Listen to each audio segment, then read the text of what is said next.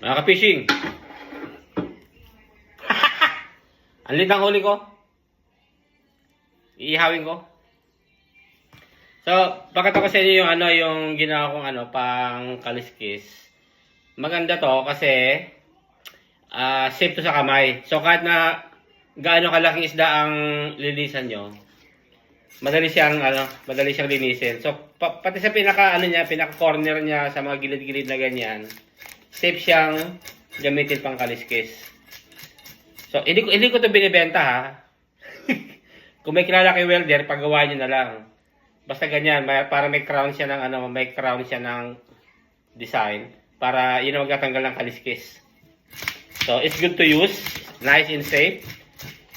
Because if you use the knife, sometimes it slip and maybe cut your finger. So, this one is very safe. Pag may nang istorbo sa pagkaliskis ko, pwedeng panghataw sa ulo to eh. Ito, hataw sa ulo. Joke lang, huwag naman. So, mas madaling sa magkaliskis. Sa other side, napaka-easy. So easy. And safe. Yan. Inuulit ko. Hindi ko ito binibenta, kaya huwag kayong umorder sa akin. Walang o-order. Ayoko na magkaliskis na malaking isda. Magpipishing na lang ako. Mas masarap magfishing kaysa magkaliskis. Yung mga kaliskis.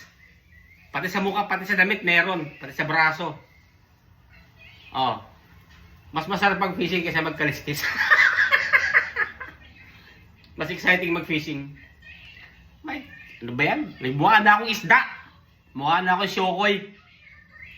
Palikpik na lang kulang sa akin, syokoy na ako. Ayan. Sino gusto magpakaliskis? Bibigyan ko lang sa inyo to. Free. Ayaw ka na kaliskis.